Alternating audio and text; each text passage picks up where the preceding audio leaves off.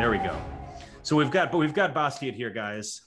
Apologies, it took me a second to figure out the OBS nature of that. It's all good. But I was telling my chat, you and I had a plan for how this was going to go, how tonight was going to go. Yeah. Because we recorded a podcast episode about a week ago, and we were like, "Hey, when it comes out in a week, let's get together and let's chat. Let's promote the podcast episode. We're both online personalities. We like to promote ourselves. Yeah. So let's get together and talk about each other like a bunch of egomaniacs. That's how you build traction. So we released the podcast today, and I am going to recommend that to all your listeners should go listen to the Neoliberal podcast. It's a great episode. But then some news came this afternoon, and it feels more appropriate to address that before we talk about the self-promotional stuff. Yeah. Yep. So Derek Chauvin, the officer who killed George Floyd, was convicted on all three charges. In fact, let me pull them up to be absolutely precise here as to what he was convicted of. I mean, he was found guilty of murder and manslaughter in the death of George Floyd. So here's the question I have for you, because you're a lawyer, and I know you're not a criminal lawyer who defends people charged with murder. Yeah. You're not a district attorney. No. But maybe you'll remember something from law school. Do you know what goes on when like he was convicted of killing him in three different ways, basically? He was convicted of second-degree murder and third-degree murder and manslaughter. So like, what does that mean? Is it not one or the other? Is it not like you're guilty of second degree or third degree, or you're guilty of both and like they stack on top of each other? How does that work? Sentences can stack. So, I mean, I don't know what the sentencing will look like in 8 weeks, but yeah, I mean, that's how, how they will convict people of multiple life sentences, for example. It may, in this case, I mean, I imagine it'll make more of a difference than it might in another, in the sense of keeping him in prison for a longer period of time. But yeah, it's I don't know, it's pretty incredible. I gotta say, I was feeling pretty cynical about all of this. I wasn't thinking, I figured that this would be like most, situations where police officers are prosecuted and they just. They're found not guilty. Did you watch it? Did you watch it live? I watched the reading of the verdict live. I didn't watch the trial live. Yeah, the same. I didn't watch any of the trial. I tend to think I don't get anything useful out of watching the trial. Yeah.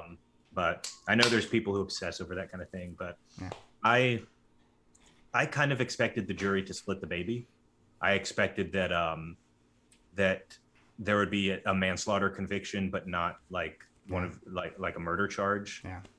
Which I don't know how I would have felt about that. I would have been glad that it was called criminal in some way, that it was still a criminal act and a criminal killing. Right.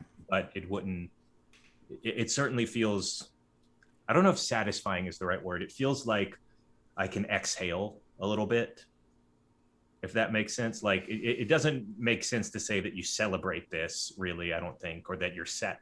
Like those just feel like too positive of words, but it feels like you can exhale, like justice has been done. I don't know. Phrasing aside, I get what you mean. Like the idea that hey, it would be nice if you can feel like, something positive was done here. And, I mean, I think that, look, I guess as people who are always saying, hey, what about legal processes, and, we want to have we want to have legal processes in place where police can be held to account for, when they commit crimes, when they engage in manslaughter, when they murder people. It's a step in the right direction there. I guess I would say that there's something to celebrate there, in that sense of, somebody has been held to account for what I think most people across the country, at least a majority across the country, agree was a grievous act. But at the same time, it is a little unsatisfying to think about the fact that, not only is a man dead, but beyond that, we might well ask whether, had we not had all the events of the last year, we would have had the outcome here that we are looking at. I mean, if this had not been such a big case, perhaps things might have gone differently. So yeah. Beyond that, we also don't know what the sentencing is, and it remains to be seen whether I'm sure the case will be appealed. It remains to be seen how successful that appeal will be, but it's a step in the right direction. I have absolutely no basis for saying this, but I can't see an appeal working very well. I say this with totally unearned confidence. So I have no knowledge of Minnesota's legal system of any kind, but my gut tells me that. And I don't know. It's frustrating to think about where we are, and it's still an improvement over where we were. Yeah. Which also feels frustrating that the current state of things is still an improvement. Yeah. Someone from my chat is actually pointing out, if a 17-year-old didn't think to film this, that nothing would have happened. Yeah, absolutely. Yeah, I mean, they're it was the video that animated people to treat this situation the way they did. I mean, God, even Trump was at first. I mean, eventually he walked it back, but at first, even he was like, I saw the video. It was terrible. Isn't that an interesting dynamic? How, for the most part, I will say, for the most part, the right-leaning part of the political spectrum has basically just conceded that this is awful, and we're not going to fight this. I see two things. Look, I know I'm going to qualify this because you can always pick out like outright provocateurs, like Gun Girl, Caitlin Bennett, Liberty Hangout, or Nick Fuentes or something. But like, these are outright alt-right white nationalist types, or just people who get their rocks off doing provocateur stuff. Yep. Those people are mad, but like actual members of Congress, Republican governors, things like for the most part, other than like Marjorie Taylor Greene, for the most part, they're basically saying this was good. What's her name? Judge Janine on Fox News was saying justice was served. The Fraternal Order of Police put out a statement that said justice was served. Like, I feel like if you are a cop and you have lost the Fraternal Order of Police, you probably really messed up real bad. Really screwed up bad. So the other thing that I see is there's obviously a lot of like bad faith actors who they know they can't criticize the verdict, but what they'll do is they'll like find a way to criticize some liberal media figure for going overboard in a statement, or that was me. I did that. I don't know. Like, and to be fair, Nancy Pelosi put out a really, really horribly stupid statement that she deserves to be criticized for.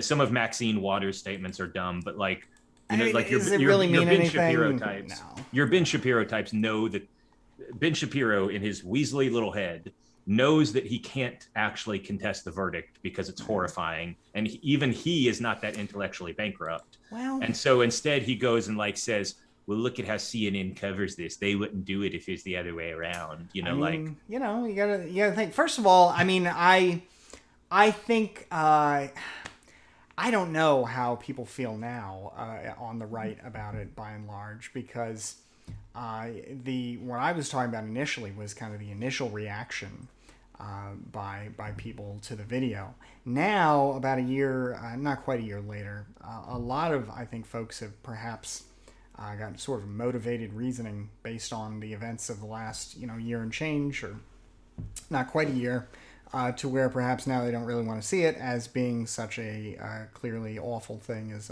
you and I would agree it is. But beyond that, I guess there are a few other things I would say. One, I think it's very, very likely it'll be appealed, and I don't know that it'll, I don't know how successful it'll be, but I could imagine, for example, saying that the jury was prejudiced by all the media coverage of this event. I mean, it's very hard to imagine a situation where there probably wasn't some kind of prejudice there.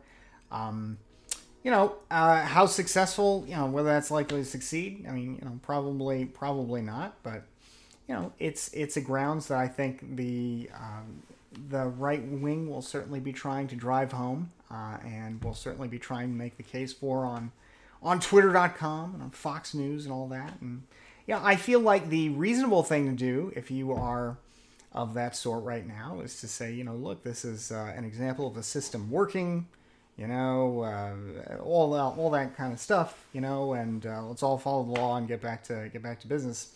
But I think that I don't think they'll stop there. I think unfortunately the conservative movement seems to be sort of taken captive by its media provocateurs, folks like your Ben Shapiro's and Steven Crowder's, and I guess the new generation of Rush Limbaugh's. I mean, I don't know. It seems like the lunatics, as it were, have been in charge of the asylum for some time now, and I hope that. Well, you call Rush Limbaugh an agent provocateur, but on the other hand, you just did a podcast where you compared yourself to Rush Limbaugh. So. Oh well, in the sense of I guess being a talking head, and I mean, I think that of course there's a difference when you think that you're right, right. But beyond that, I think there's also a difference between being so thoroughly irresponsible with your platform as he is. I mean, this guy spent his dying days talking about the inevitability of secession in the United States and how the country, I don't think we're going to be able to live together anymore, guys. I mean, that's literally what he spent his last weeks on Earth doing, after a lifetime of just using his platform to hurt people.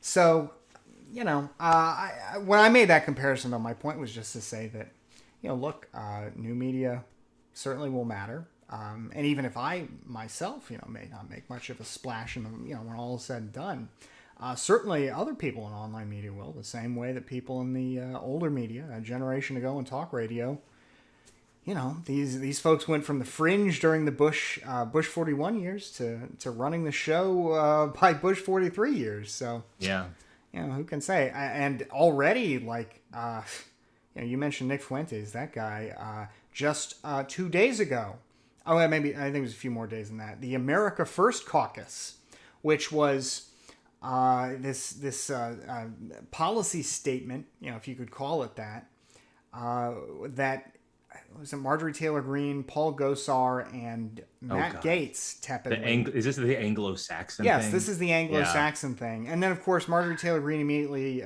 said, after the world crashed down on this thing, oh, well, actually, wasn't ready, and I don't really stand by this. But, that was... Did she actually back down? Yeah. I mean, I don't know if she's since changed her position again, but... I'm stunned that she would have backed down, because the normal move there is just to never apologize, never back down, never admit anything. If somebody gets mad at you, they're just a liberal cuck or something. Yeah. Well, she said something a little different than, she didn't say, oh, I'm sorry. She said... The Congresswoman wants to make clear that she's not launching anything. This was an early planning proposal and nothing was agreed to or approved.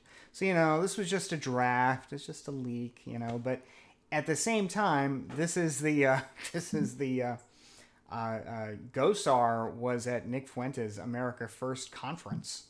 So, and I don't know what Marjorie Taylor Greene's connection is with that guy, but, these So someone in my chat is speculating that actual Republican leadership may have leaned on them super heavily, which maybe. I mean, that wouldn't surprise me if that happened. Yeah, but, I imagine they would, but the crazy thing is none of these people have any fucking clue what actual Anglo-Saxon traditions look like. Like, what did they want to meet in moots or something like that?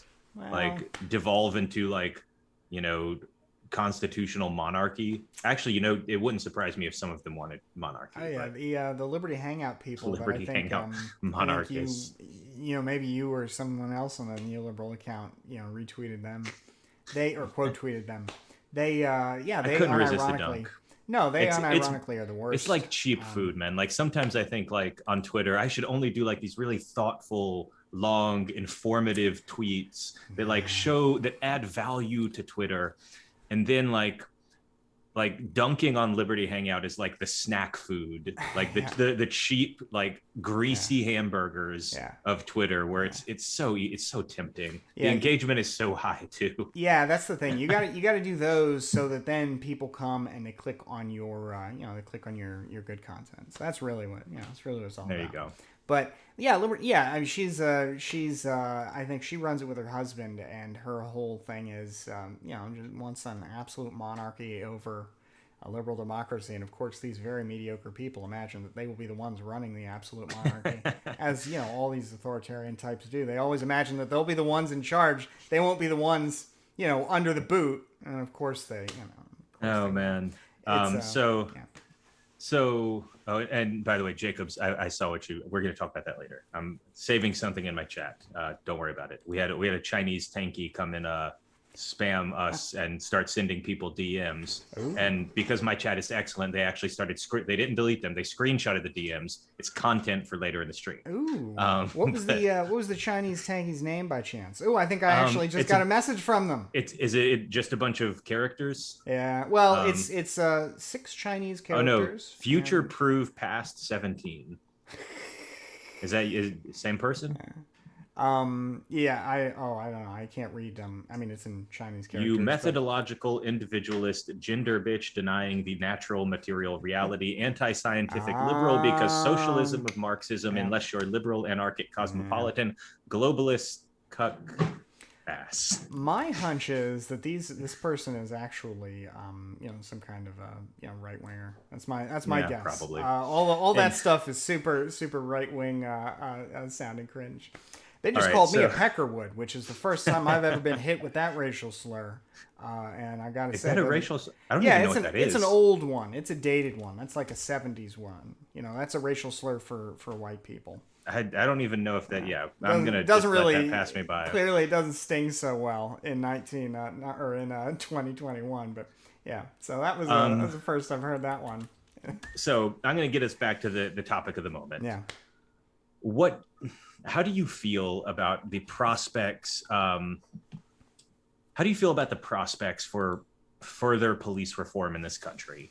We were talking before you came on. There's been some incremental reforms, but some people are encouraged by incremental reforms. Some people are discouraged because all the reforms seem to be very incremental. Yeah. There's I think 2 states at this point have ended qualified immunity, for instance, Colorado and New Mexico, but there's still 48 states who haven't. Yeah.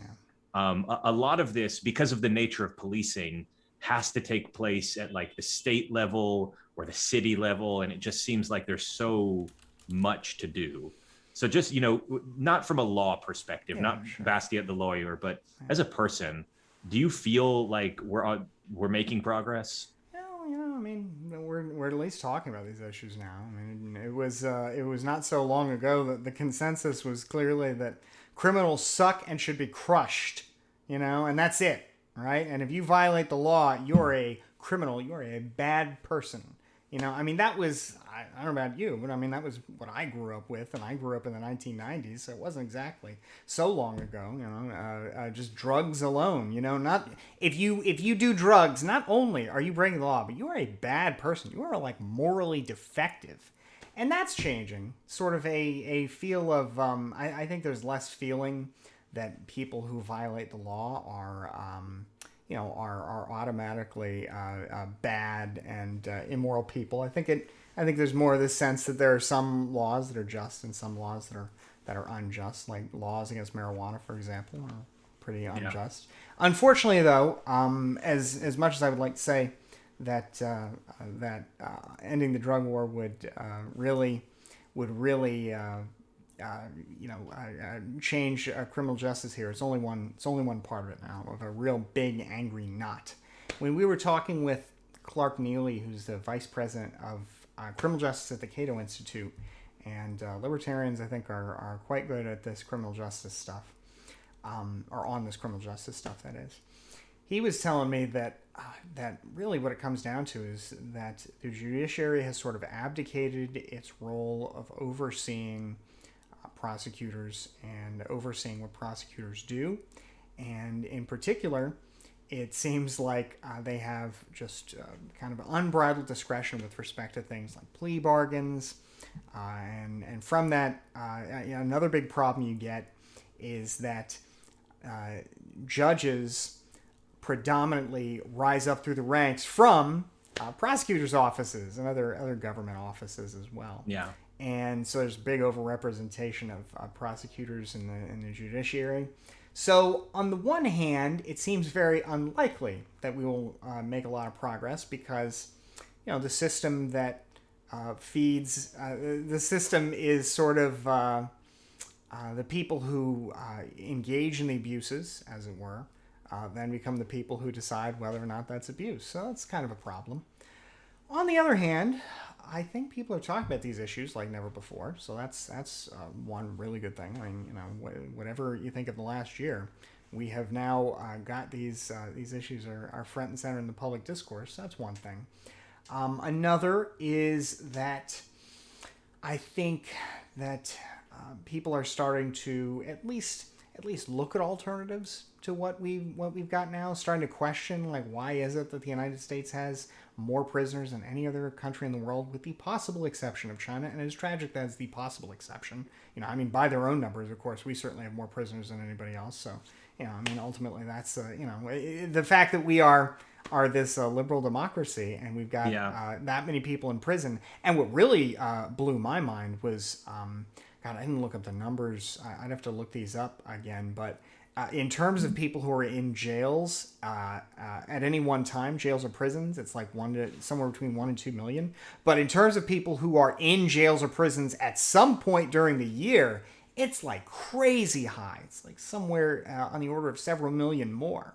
So we have, I think folks are just sort of waking up to how disastrous the system is and all its unintended consequences. And it'll take a long time to chip away at it, because the average, I think, person, on the one hand, feels that this is unjust, and on the other hand, just wants to be left alone and doesn't want to be bothered by all these troublesome criminals, and probably views themselves as I think good people rather than people vulnerable to the system. I think there's the situation is obviously complicated in terms of why we have the prison population that we do.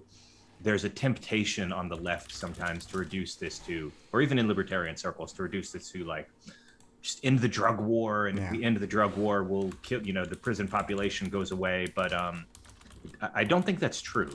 Yeah, and I'm looking up something where I can expand on. Yeah, and I'm going to quote this from memory, and it's like directionally correct. But like, even if you got rid of everybody in jail who had drug-related nonviolent stuff, you'd still be left with like 60% of the jail population or something. Like we, beyond just the fact that we imprison too many drug users, and we do, we imprison far too many drug users, and we should not. But beyond that, like, there actually are just a lot of violent criminals in the United States, and the United States genuinely has a higher baseline level of crime, gun crime and other violent crime, than most other rich countries.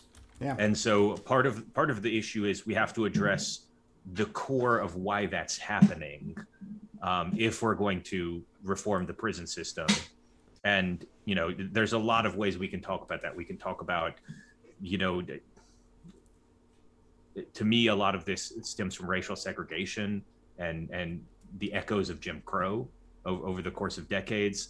A lot of it goes from the way that our prison system is really badly designed, so that people who enter the prison system become criminalized rather than getting rehabilitated. Yeah. But I think it's this is one of those things that requires dozens of incremental reforms rather than there's going to be one silver bullet in the drug war and everything is fine. You know what I mean? Well, the one thing I will say about the drug war is that it has, and here's obviously just to before you go, obviously ending the drug war is a good thing, and we should do it, and it would make a big difference. But we would still probably be number one, other than China, even if the drug war was ended. Something I just sent to your chat and our chat as well is a link to a document from the Prison Policy Initiative, where they go over what people are locked up for in the United States, how many and for what, and whether it's state or federal or jails or prisons. And it breaks it down so you can actually see how much of that is drugs and how much of that is something else. Another big category I think that could probably be trimmed down considerably are these public order offenses. Another massive category are all these people who are not convicted yet and are languishing in jails for very long periods of time. And that's a big problem. That's a silent problem, the idea that we have the bail system that we do. Yeah. And there was, there's that fella in Khalif Browder in New York who was held at Rikers Island in New York City for 3 years without trial. What do you, at a certain point, it doesn't matter what the outcome of your trial is when you've been held for 3 years. I mean, what do you get back for that? If you're lucky, you find a lawyer who maybe can sue the state and get you a couple bucks back. But 3 years is certainly no speedy trial, right? Your constitutional rights have already been violated, and you've already suffered irreparable harm. So that's part of the pie in terms of people who are in prisons or rather in jails right now. Immigration detention, that's another large slice of the pie. And it all does add up, but it is also nevertheless worth recognizing that violent crime and property crime, the crime that generally speaking we recognize as being okay, that's legitimate. We don't want that to happen in society. That is still a big slice of it, and at least it's hard to imagine the pie shrinking by more than, I guess, half, even in the best case scenario. So, yeah, I think even half would be an overstatement, because if you look at it by and this is going to be getting into I need to look this up, but by sheer number of prisoners, it's close to half, something like that. Drug, it's more like it's more like 40%, I think. Mm-hmm. This is directionally correct. I'm not going to quote it exactly accurately, but if you look at people who are actually serving the majority of time, not people who are going to be in for a month and then be out, but people who are serving 15, 20-year sentences, it's much more heavily tilted towards property crimes and violent crime. If you look at the people who are serving 15-year or more sentences, like 75% of them are in for murder or rape, something like that. Yeah. Another thing that blows my mind is the recidivism rates, where they're generally around like two out of three. Like 60+% people who get out of prison will immediately go back or not immediately, but eventually go back. And it's kind of wild, because you would think that, with a state intervention like prison, you would have a big opportunity there to, I guess, correct somebody who is having some trouble in life. But of course, all it really does is make things even worse and even more difficult for you. And then they discharge you with a very small amount of money and not much else. And of course, it's very difficult to find a job, very difficult to get going again in society. And after all, I can understand that. If I have a choice in who to hire, I'm probably not interested in hiring, all other things being equal, somebody with a criminal record. So it's very difficult, I suppose, to get back integrated in society. And that's, of course, apart from all the myriad ways that the state makes it very difficult for people to get going again. That's another big problem that needs to be addressed, is what responsibility we have to people whose lives we have, even though it is, perhaps their fault they've been locked up. Hopefully it's typically their fault. It's almost always their fault they've been locked up. Nevertheless, their lives have been wrecked, and the state has played a role in that. And what is its role in getting people back up on their feet? Because otherwise, they just end up in prison again. Yeah, and there's multiple angles you can attack this from. You can attack this from, we need to prevent crime in the first place, which will stop so many people from entering the system. We need to make it so that when people enter the system, they're not being criminalized. Yeah. That when, I don't know, that when you enter the system, it should be more rehabilitative, because there's recent research. I think Jennifer Doliak was actually on this, who I think you probably follow on Twitter. Oh yeah. And I think she's had some recent research about how there was they exploited some interesting mechanism where there was some random reason in a procedural reason that was just out of nowhere, where one group of people ended up getting tried for their crime and another people got out for some totally random procedural reason. Wow. And so you kind of had this little natural experiment where, say you had a group of however many people are going to be on trial, roughly half of them got out of having to go to trial for a fairly random reason. Wow. And the people who got out of going to trial, who basically just got off scot-free, even if you think they're guilty, had a lower rate of criminal activity in the future than the people who went to jail. That's the opposite of how this should work. Yeah. It's good that they're not doing it, but that's awful implications, right? Yeah, somebody's posted it in my chat. It's called Misdemeanor Prosecution by Agan, Doliak, and Harvey. And basically, if you get prosecuted for a misdemeanor, you are more likely to do misdemeanors in the future, is basically what they find, as opposed to if we had just let you off. So that is the opposite of how a criminal justice system should work. Right. The ideal criminal justice system does two things. It should discourage future crime, and it should rehabilitate the person who has done a crime. And it seems to be doing neither one of those things. Yeah. So I don't know. That's wild. That tells you something in the system is broken. And look, the solution is not like abolish the police, because it's a fact that we do have high levels of baseline crime. And there's a lot of ways to address that, but abolishing the police is not one. How do you know that? What makes you say that? How do I know that abolishing that there's a high baseline level of crime, or that no. How do you know that abolishing the police is not the answer? How do you know that this system of so-called property rights and the defense thereof that the police represent in their function as the armed defenders of capital is not what's really driving all of this violent crime in the first place? I do love when you do this. You actually, I want to, and I mean this as a compliment. You make a fantastic devil's advocate for something that I know is not your own position, but genuinely, you are actually very good at it. Well, I appreciate that. So, I will say that while I don't really think that, I do think that, I wonder how much of the, how much bad policy ends up translating into crime. Like when we think about, when we talk about housing, you should make it easier to build houses, Yeah. How much how much of the fact that it's inordinately expensive to buy a house, or inordinately not to buy a house, but just to live, to rent or to own or whatever, it's inordinately expensive.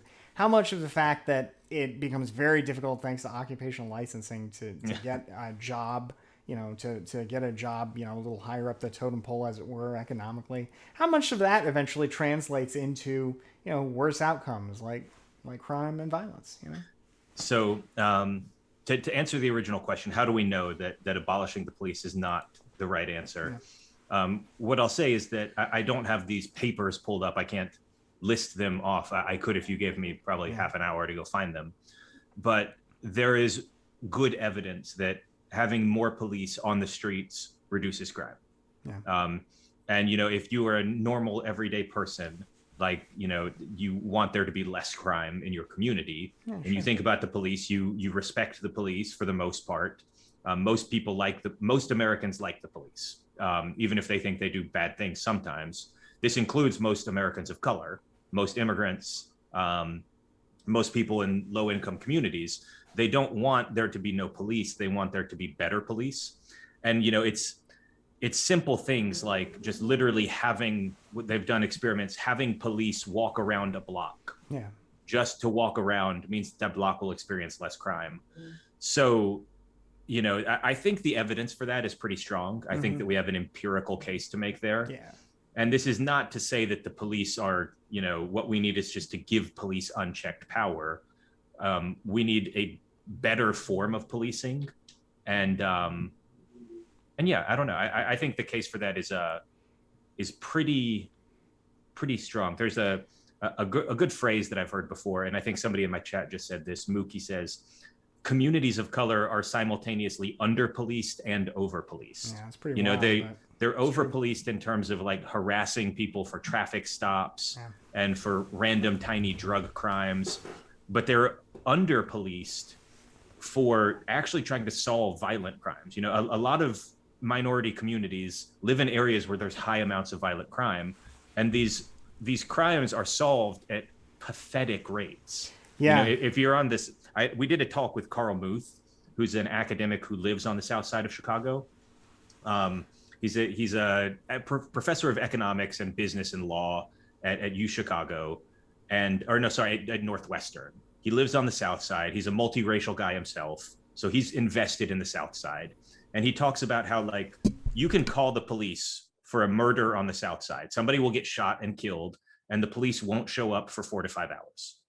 This is their median response time or something like that. There was a case, he talked about a specific one where 6 people were shot. The first cop didn't get there for 6 hours. Yeah.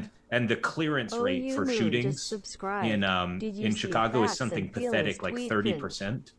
And, if you account for the fact that a lot of shootings have absolutely dead set evidence where, like, it's happened in front of 40 people and there's camera footage and the guy shows up at the station within 18 hours and said, "I did it." Yeah. Like, about 30% of cases are like that. Yeah, it's pretty unreal.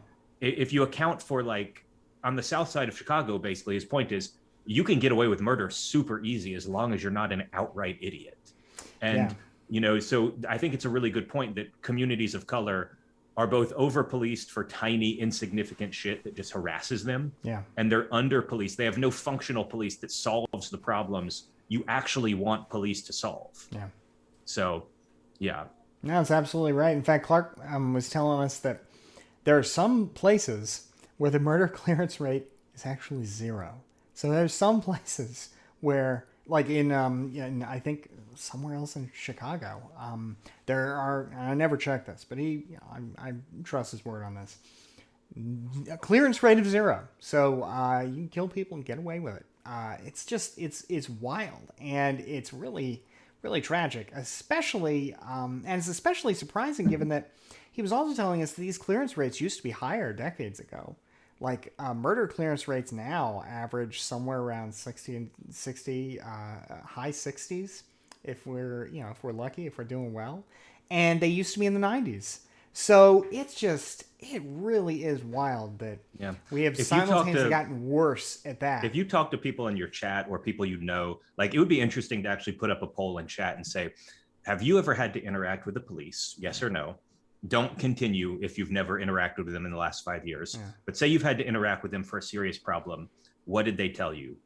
I bet 90% of the people in your chat would say the police said, we can't do shit. The most common thing people experience with the police, if you've had something stolen, if you got your car broken into, if you got beat up in an alley and mugged, or what, like just something genuinely happened to you, and it's bad, you probably went to the police and the police said, yeah, we can't do anything for you.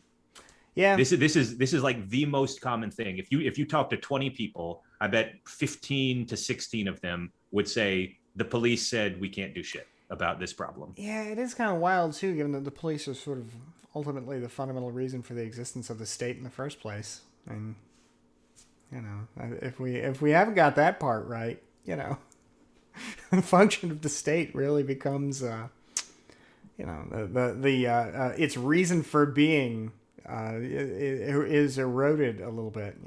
It's kind of its first and fundamental function. But it's just a hard road. We're talking about all these things. All these problems are interconnected. The uselessness of the police and segregation and racism and the tactics they use and inequality and the baseline crime rate being high is a response kind of to the police being useless in some instances and under policing in areas. And we've got to chip away at this in a lot of small ways. I think we can make progress. I'm hopeful because you look at like the 1970s when crime rates were super high and they were making videos, they were making movies in the 1970s. If you're young, you might not know this. They literally made a movie in the 70s called Escape from New York. Yeah. And the point of Escape from New York is that Manhattan is so violent and lawless. Manhattan has been turned into an island prison where you're sent there and then nobody's ever allowed to escape. Yep. It's just this lawless, violent hellscape. Yep. And like that was people's perceptions of New York City in, and now Times Square, which used to be this seedy den of inequity and you'd get mugged and there's prostitutes everywhere and junkies. Now Times Square is like corporate Disneyland, you're just, the only thing that's going to happen is you're going to get accosted by an Elmo who wants you to take a picture and give him $10. But the point being here, things have gotten better in the past. America had way worse crime in the 70s than we did and it improved. And so maybe crime can continue to get better. Maybe the policing situation can continue to get better. Maybe. I don't know. The real challenge with that is what exactly you believe is responsible for the reduction in crime rates. For example, somebody in my chat just said, His Honor Mayor Giuliani is naturally deserves the credit for the decrease in crime in New York. I probably wouldn't agree with that. I would say probably the biggest driver. Lead. Yeah, lead. Actually, yeah. No, lead is the biggest driver for reducing crime. The uptake in lead, in particular leaded gasoline, correlates pretty well with the drastic increase in crime in the mid 20th century. And our boy Joe Biden has a big remove the lead pipes thing. maybe this is a thing we need to be doing. Maybe for real. maybe if we remove all the lead pipes and there's a big thing where actually I think even more impactful than removing the lead pipes would be like I don't even know the right word, detoxifying the soil. That the soil in some areas is so seeped with lead that you've got to actually like do I know nothing about this, but like chemical treatments or something, that there is some way to do it, and that would actually be even more impactful. But maybe we do this over the next 5 years, and then there's like this mysterious crime drop for the next decade again. I don't know.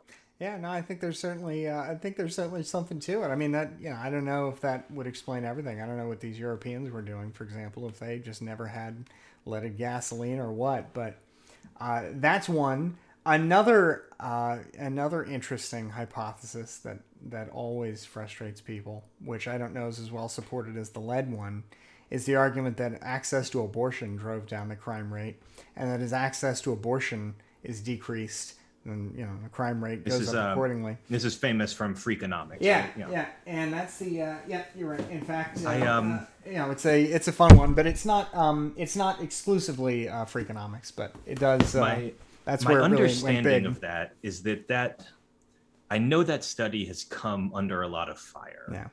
That how they tallied something, how they actually computed their data, there's controversy. And I don't know how the controversy ended up, but I know that result, after getting a bunch of attention, came under some scrutiny, and people are not sure about that anymore. Well, I never would put as much stock in it as I would in the lead crime hypothesis. But I guess my point in bringing it up is just to say that if you believe that it's these kind of factors that are chiefly responsible for increases and decreases in things like violent crime, I mean, it would suggest that perhaps it matters very little what we do with the police with respect to trying to control crime, I guess, apart from having enough of them. Maybe it's just a matter of creating better environments for people that are less likely to make them criminal. Yeah. I don't know. Like I said, I think I mean, fixing people's environment seems a lot easier to do than fixing our police unions, Yeah, I think in general, there's going to be a lot of things that help, and nothing is going to be, I keep saying no silver bullets, but these incremental police reforms are going to help on the police end of things. Reversing qualified immunity, if that keeps happening in different cities and different states. Reforming police unions. I would love to see more places do what Camden did, where they fired everyone. And then what's funny about Camden, they fired everyone in the police union, completely disbanded the police department, hired a bunch of police officers back, and now they actually have more police than they did in the past, but without the union that they did before, which sounds to me that sounds like a pretty, and I think the results have been pretty good. So I don't know. I think that there's a lot of these fixes that you've got to do trial and error almost. And then you've got to address the baseline problem too. We've got to stop the drug war. We've got to get lead out of pipes and paints and everything like that. Yeah. There's just a lot of stuff. I don't know. I'm an optimist by nature, even though it's hard to be an optimist about policing over the last year in America. Well, I mean, it's probably worth thinking about the fact that, these police killings are tragic because, at least to me, they're tragic because it's, you're being murdered by the state, and this is the institution that exists to protect you, and instead you're being killed, and usually you're being killed after violations of your constitutional rights. But I mean, I imagine that there's an even greater, even if the utilitarian weight is the same, you're dead either way. You would say that there's a greater moral wrong when the state itself is taking someone's life in this way. There's something worse about that, given that the whole purpose of this institution that taxes me without my consent and exists for my protection and all of that, I mean, is the one that's killing me. There's something that's a little particularly frustrating and dissatisfying about that. But at the same time, in terms of absolute numbers, I mean, it's not. I think the gravity of the issue is about the nature of the issue as opposed to just absolute numbers. So, I mean, that's one thing that I suppose I wouldn't be too I guess I would be, to me, it seems like the real harm is done in the criminalization process, or in the process of like over criminalization and jailing people. Like that's what really seems to just kind of tear communities apart, as opposed to police brutality, which is, certainly much more visceral, but which is, probably I mean, it's a complicated argument people to make, but I think you could make that argument that what gets more attention is these isolated instances of killings. Yeah. Because our media sometimes relies on having an explicit imagery to show, and that sears it into people's minds, right? The thing about George Floyd is how crystal clear and uninterrupted the footage was. Yeah. But much more damaging than one person's death is, like you said, the whole system of just nonsense where you get harassed all the time and you go to jail for shitty reasons, and jail radicalizes you rather than helping you, and that system multiplied times tens of thousands, hundreds of thousands of people is even more damaging than the I don't know. Hell, I didn't even think about the part where they're radicalizing people. It certainly makes them likely to commit crimes, right? It also feels bad to like try to measure the badness of two obviously bad things and like have to set one of them above the other. But I do worry more about the larger system, I guess. Yeah, I mean, it's just to say that, I think how many things? One of the things is really crazy is how consistent the number of police killings are, like each year in the United States, and it's let's see, it's about 1,000 a year in the United States. Well, it's very interesting because we didn't have good data on this for a long time. I think until not George Floyd, but a few years ago with, and it's horrible that I don't even remember because there's been so many prominent killings of Black people. Yeah. I don't remember which killing set it off, but at some point the Washington Post was researching this and realized there is no national database of like who kills, how many people the cops kill every year. Yeah. And so the Washington Post just literally had to start it and like literally scouring local newspapers all over the country because nobody's keeping track of this if they don't. That's true. Yeah, so that is kind of a nagging problem with our criminal justice system, is the fact that because it's so distributed and broken up into state, local, and federal, it's hard to get good data. There's also a big focus on federal courts and federal treatment of crime, because just states it's just so much harder to dig into that data, even though that's where the overwhelming majority of people are, is in these state systems. So we have an interesting comment that says the top line number of killings is stable, but there's been a shift in trend where suburban police violence is up and urban core police violence is down. Oh wow, I didn't know that. So I can't verify that myself, but that would be interesting if true. For sure.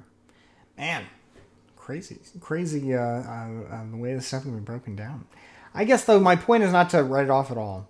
It's just to say that, in terms of thinking about where I suppose maybe the lower hanging fruit, the areas where you could maybe do the most good. It's probably the case that thinking about, say, recidivism is probably likelier to yield a lot more benefit than, say, thinking about how to make the police less violent and less. Maybe I may be wrong about that, but it just seems to be the case that is a smaller issue in terms of absolute harm done. So I have a question.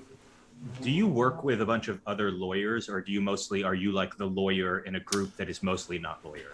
No, I work with a few other lawyers, and then sometimes we'll work with other firms with real complex issues, and I only ask because I wonder if your office is mostly lawyers, do you guys get into discussions about this kind of, obviously you're not criminal justice related lawyers, but do you guys get into this kind of discussion about like what's going on in policing and things like that?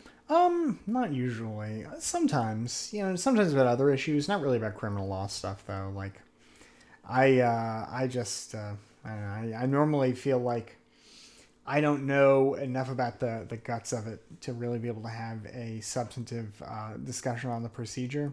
Like that's why I wanted to have that guy Clark Neely come and talk to us about it, because he's real big on that. But I think that it's not really, I think like you were saying earlier, it's not really just a It's not really just a legal issue. It's kind of a question that goes to the philosophy of justice and what the purpose of a state is and what the purpose of a criminal justice system is. And I do feel like in the United States, it is, a lot of times I'm talking about, let me back up. Right now, for example, on the border of Ukraine, there are 100,000 Russian troops that are either, by the end of the week, either going to invade or going to prop up a move toward independence from these rebellious provinces in eastern Ukraine that are populated by these Russian separatists, right? And the whole reason why I could very cleanly and morally justify taking some kind of immediate action, maybe not military, but some kind of immediate action against Russia is that this is a brutal autocracy that is trying to ultimately, one way or another, spread their autocracy and crush nations that are either free or aspiring to freedom, right? But if I put the pipe down and don't get so high on my own supply, I do have to look at the United States and say, well, we have a not just exhaustive set of criminal law in this country, but we have so much criminal law that nobody actually knows how many criminal laws, how many crimes there are in the United States. Several people have tried to count. All have given up because, of course, the statutes are often so vague. So that's one. We have police that are largely, and while we've made some progress here, of course, but they are still very much unaccountable. Prosecutors, perhaps even more so. And it does make you wonder, how credibly can you call yourself a free society when you are policed by unaccountable? You're making the Soviet Union's whataboutism. I'm not making whataboutism here. I'm not trying to because they're certainly different. They're politically different, but there is in terms of our security forces, there is literally a Wikipedia page called "You Are Lynching Negroes" that is from a famous Soviet speech where the U.S. said Soviets are bad, they're doing bad things, and a Soviet guy stood up and said, "Yes, but you lynch Negroes, and yours." And as miserable as a position that is to be in. I mean, go back to 1950s, the 1950s South and try and tell the black population you were better off than you would be in the Soviet Union. Like, that's not an easy argument to make, is it? I mean, really, when you have a state that is absolutely and fundamentally deeply oppressive, you have no control, no say in, that goes out of its way to abuse I think the argument is not that, the South was not oppressive, but that's an unrelated thing to... My point is just to say that I think that when you think about it, the implications of the system as it exists now is not to say, not to use the way the Russians do and say, well, this proves that everything that we do is okay, or that, you're no better than us. But it's just to say, I mean, it's easy to think that we live in a free society that just has some problems. But, for a lot of people, I mean, I think our criminal justice system is so bad that I would question really the meaningful freedom that somebody who gets wrapped up in it ever really had. I mean, if you can be arbitrarily detained on laws that you have no way of freedom is a spectrum is the thing. Like you're not, it's not a 0 to 1 thing. Society is not free or unfree. There's a spectrum that exists, and I just think it's regardless of whether or not we should intervene in Ukraine, to compare it to something like that, where let's not forget, like, what does Vladimir Putin do when he has somebody who he doesn't like? He poisons them. Sure. Alexei Navalny is dying of poison right now in a hospital bed for daring to say, hey guys, I don't think this Putin character is a good guy. So Donald Trump did a lot of things, and the US criminal justice system does a lot of things, but as far as I know, Donald Trump has never slipped like polonium into like Hillary Clinton's tea or anything like that. My point is not to say that we are no different. My point is just to say that it is, I think sometimes when you take a step back and look at it, that it is hard to, I think that if somebody made the argument that, this really isn't, this is a society that may be politically free in the sense that you can speak freely and participate freely in the political process, but one which, with respect to our criminal law, is in many ways very unfree. It's an imperfect society, yeah, but again, I think that sort of it's sells it short, really. I mean, when you maybe think it about does. the I mean, power look, the police have, to just call it imperfect. I mean, I feel like it also sells short, though. Everything exists on a spectrum. Yeah. When you make comparisons about how free you are, you can either make it to some grand ideal, which I don't think is very useful, or you can make it to other concrete countries. And compared to the police in the UK or the Germany or some Western European country, I do think that the US falls short, that we have a worse criminal justice system in many respects. Yeah. But it's also important to remember that if you lined up all 180 countries, the US would still be on the better end of that in a lot of ways. So again, the system is deeply imperfect and needs drastic reform. But, I don't, because you started off the conversation with Russia, I was kind of like, well, if you had started off the conversation with let's compare ourselves to Norway, I'd be like more on board with like, yeah, let's. The reason I bring up Russia is that I think that it's if you buy the spectrum argument, I mean, I think that it becomes somewhat more difficult to I think to group nations together in terms of common ideologies and which nations are. Their moves are, when say the Europeans get involved I group nations into nations that have neoliberal project chapters and nations that do not. That's probably a good way to do it. Very easy for me. That's probably a good way to do it. Look, I don't relish the thought either as somebody who is typically raising the flag as high as I can. Mean, but I think one of the good things about our society is that you and I are sitting here having this conversation. Yeah. That we are both being intensely critical of the existing state of things, and we're having an open debate about exactly how bad it is. Yeah. Is it really bad compared to others, or is it kind of bad, or is it okay in some aspect? Like, I think that's one of the hallmarks of a free society in some ways. Yeah, for sure. But yeah, I think it's just to me, it's just interesting to think about because when I just sort of realized how cringe, to use a Twitch word, our criminal justice system is. I think it is deeply flawed in ways that I think go perhaps beyond deeply flawed. Yeah, I mean. It obviously is deeply flawed, and how strong the language should be there is an open question. Depends on which part of the system you're talking about, I think. But I think this is a great opportunity to transition into self-promotion. So the one other thing I wanted to talk with you about tonight was the podcast we did together, because I think that there were some really interesting ideas that we talked about, and this will get real meta real fast. Sure. About the nature of Twitch, about the nature of streaming and creating content and being a political influencer, and what that means for society. So I don't know if we'll be able to do this for both, or if we both just have to play it at the same time, but there's a clip that I'd love to play for both my audience and yours, and then kind of get you to elaborate on. Yeah, sure. Can you send me a link and I'll play it on mine if you can? So it's you just retweeted it like an hour ago. It's the the little audiogram, the 1 minute audiogram. Okay, yeah, I'll do that right when you give me the go and I'll hit play. Yep. All right. So let's go. I'm gonna play it from my chat now. One of the challenges of our age is that there are we've got an abundance of information, right? But as I know you've talked about with guests on your show and on your streams as well, the real challenge of our age is finding information that is good, sources you can trust, right?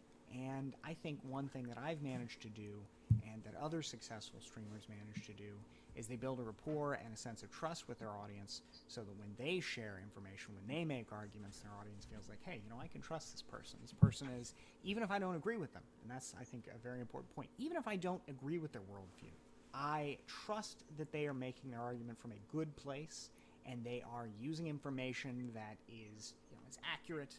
Their values are different from mine, perhaps, but they are operating on the same plane of reality as I am. And so I think that's one of the things that the live streaming platform allows you to do, is to really develop that relationship with people. one of the challenges of art. Wow. What a thoughtful and incisive comment. Oh my goodness, I really can't I can't get over that. I think it's an interesting idea. This idea of like, why do people trust me or you? Like you and I are just random talking heads. Like, why do people pay attention to us? And the idea that that there's a built relationship over time, that there's credibility established. Yeah. I mean, I think that eventually people, I think people, for one, I think people are really drawn to like appearances. So if you have a voice that sounds very credible, like for example, you have a voice that just sounds very credible by default. I mean, just listening to you say, well, it's the spectrum and all that. I mean, I just felt like an unshaven communist by comparison. So that's one. For two, I think that physical appearance and somebody just thinks you look trustworthy. I mean, that's certainly one. One of my commenters just said it all comes down to the hair right before you said that. So yeah, I mean, it certainly does. I mean, I need to get some of these wireless earbuds so that I can stop tamping my hair down with these these headsets. So that's one. But beyond that, though, I think that over time, perhaps a little bit of a willingness to occasionally call yourself out on your mistakes or errors, that probably helps. Maybe to occasionally admit that you changed your mind, maybe 1 out of every 100 times or so. But beyond that, I think just presenting a point authoritatively and doing so in a way that attempts to at least address different sides of an issue probably is the secret sauce to being persuasive. I mean, just being looking and sounding good, right, in some capacity, right? I'm not trying to say like I look attractive. I'm just saying I perhaps look credible. I'm trying to split the difference there. Yeah. So that's one. And then being confident in what you say, two. And three, a little bit of humility deployed at the right times to show that you are capable of considering that you might in fact be wrong. And I think I don't know. I was telling my chat earlier that this is one of the episodes I'm actually most proud of. That, look, I've done hundreds of these podcasts and I'm not proud of all of them. Some of them I'm scraping the bottom of the barrel for content. Really? So some of them I mean, dude, there are times in the podcast, there have been times where I don't have an episode lined up for a week and I've got to find something. And like, it's not something that's actually the most interesting to me. I'm really like faking enthusiasm. I'm not going to name names. Like maybe if we hit a certain sub goal, that'll be a sub goal. Like if we get like 100 subs, I'll name names, but no. And then sometimes it's more like just, I really was interested, but just the conversation wasn't as good as I hoped. Yeah. But this one I really enjoyed. And I thought the conversation, I would really encourage it, the people who follow you and who watch your streams. It was a really insightful way, some of the things we talked about. One of the things I thought that you brought up during the podcast that was really insightful was the transition from, talk radio personalities doing this to cable news personalities doing this to the new form of this seems to be live streamers doing this, that it's always been about personalities and this parasocial relationship of, I trust Rush Limbaugh, I trust Neil Bortz, I trust Tucker Carlson. A lot of this has been dominated by right wingers for a long time. They're really good at the charismatic strongman vibe. And what's interesting is that it's now continued into a new medium, but Twitch and YouTube, Twitch especially seems dominated by the left wing. YouTube has a little bit of both, but I don't know. It seems like the left wing is getting better at this. Yeah, for sure. And they, like Hassan earlier today, Hassan Piker, he had 80,000 people watching his stream while he was doing the verdict in the Chauvin case. So yeah, I mean, and he's had, I think, over 100,000, other times during like election season. So over 110,000 today alone.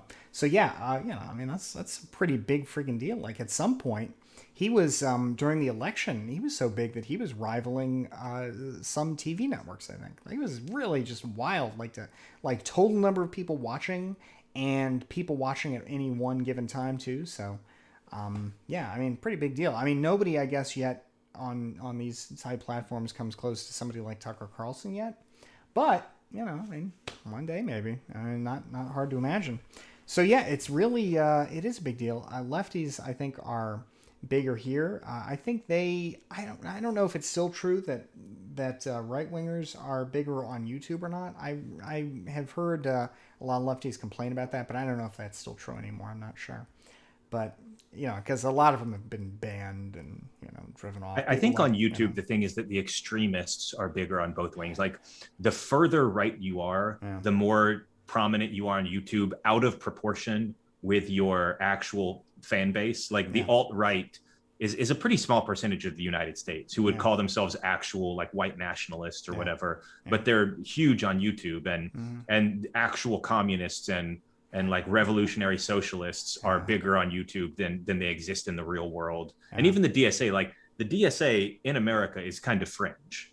It's if you polled the country, how many people would describe themselves as democratic socialists? Wait a minute. Single, no. Let me finish here. Single digits would describe themselves as democratic socialists if you polled the country easily. And I don't know. But they're overrepresented on YouTube far more than like a mainstream progressive would be. Bernie would be a centrist in Europe.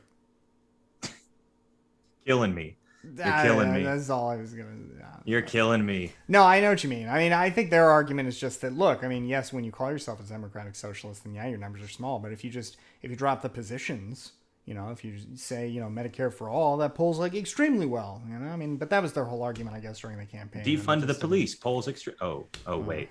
Yeah, never mind. Yeah, it is kind of weird that seems to be kind of a lefty problem. DCHIL 279 to stick with like with these kind of like what's with these slogans, I guess. And I know there were members of Congress who were complaining that and people, I guess, who lost elections who were complaining that those slogans contributed materially to their lower numbers or to their losses. But I don't know how.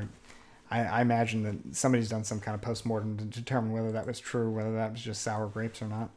Yeah, I think it's true to an extent. Like you can always, whenever anybody loses an election by 2 to 3 percentage points, you can always point to a lot of different things that made the difference. Because when the margin is small, any number of things swinging could have swung it back. But no, I mean, it's interesting how Joe Biden has taken this radical approach of let me just do the left-leaning things that are popular and have wide support, and then not do the other ones and not talk about them. So it's probably effective. What a bizarre thing to do, right? Yeah, I mean, he probably, as much as I don't really like the way he did Afghanistan, for example, I don't like that he did that. I don't like that I don't like that it was done. I just don't like that that's how it's ending. I mean, that's probably the most popular thing that he could have done with it. I mean, it's really hard to make that argument to people. Afghanistan confuses me because, again, like my first statement on anything like Afghanistan is that it's hard and that foreign policy is complicated, and I'm not an expert in it. But what I haven't really seen, I've seen a lot of people talking about like, look, here's a concrete bad thing that will happen if we withdraw from Afghanistan. The Taliban will take over this part of the country again, or women's rights will be disrespected again. But what I have not seen is any actual plan for like, other than just staying in indefinitely, how can it, how can we make it actually better, and other than just, well, I guess we'll just be there for the next 20 years also. I mean, if nobody seems to actually know this because we've been there for 20 years. And if after 20 years, the Afghani government still doesn't have enough capacity to hold off the Taliban, then like, what, I don't know. I mean, it's I agree with you. It seems like bad things will happen if we leave. I mean, they definitely but like, will happen. Is that an argument for just staying forever, or I haven't seen a plan that maybe there is a plan that actually works, but I don't know.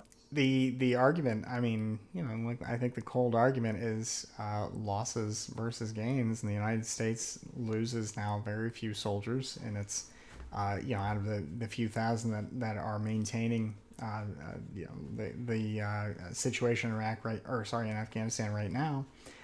In terms of losses, and in terms of expenditures, pretty sustainable for a large country like the United States. So I think really the question, what has seeped away is just political will to support this relatively minor expenditure. And it's just not there, and it's just not going to be there because most Americans just don't care. And it's a very hard argument to make that, the rights of, say, the women of Afghanistan merit an unending, military occupation, which is basically, I guess, sort of, that's not the whole argument I would make. I would make an argument for a strategic rationale as well. Yeah. And that there's more than just women's rights at stake and all of that too. But it's ultimately just not an argument that most Americans are interested in. And, part of me thinks the original sin here is invading Iraq. That if we had invaded Afghanistan, which was likely, I don't want to go down this rabbit hole, but almost certainly justified, I think. Because they were hiding Osama. The Taliban basically gave a middle finger to a massive direct attack on American soil. Blah blah blah. I think the invasion of Afghanistan was justified, and if we hadn't got distracted in Iraq, it's impossible to tell what happens in a counterfactual, but maybe we put the attention and the money needed to actually make a rebuilt Afghanistan work, as opposed to getting distracted for more than a decade in Iraq. Sure. No, absolutely. I mean, I guess the real answer is to do what was done in Iraq with a surge of troops that helped bring things under control and allow political and civil processes to fill the void where once things had been run by local militia groups. But you can't do that until you've established some kind of order on the ground. You can't do that without a substantial influx of troops, and those troops were not available for the better part of a decade because. And I don't even think it was the number of troops as much as it was attention. I think that like if you've worked for a big business before, you can see that like there's multiple groups. They say there's multiple product groups, and there's just attention really from people at the top really matters. Creating the right strategies, being able to shift your strategy when it's clear that it's not working. But it requires constant oversight. And like if Apple's senior leadership team is all really dedicated to making the Apple Watch come out, it means that the next iPhone, even if you've got a completely separate team of people on it and the iPhone team is allowed to hire as many people as they want, there's just something missing from concentrating solely on one thing.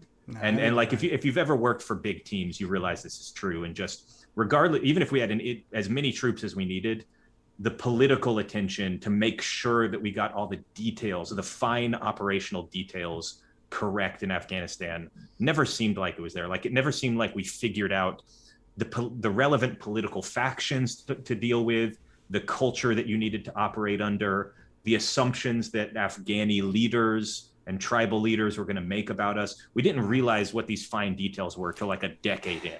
You know what I mean? No, you're absolutely right. It was kind of wild, actually. The thing that was the craziest thing about the Bill Kristol interview is when he was saying, well, Rumsfeld and Cheney wanted to use a small force in Iraq because they just wanted to get in and get out. I was just thinking, these are the people who are making the decisions about Afghanistan too, like these were the people who were setting the tone there. And then, you're absolutely right that then on top of everything else, they took their eye off the ball. Fair enough. It became sort of the second tier war for a long time. And maybe that's why it lasts as long as it did too. So it's unfortunate just that, the way it's going to end is going to be, I think, very, to use perhaps a dusty word, it's going to be, I think, very dishonorable. It's going to be very shameful when it becomes quite clear that the government of Afghanistan is really not going to be able to stand up on its own. And either the United States will continue to prop it up in a way that suggests that we never really withdrew, or it will not.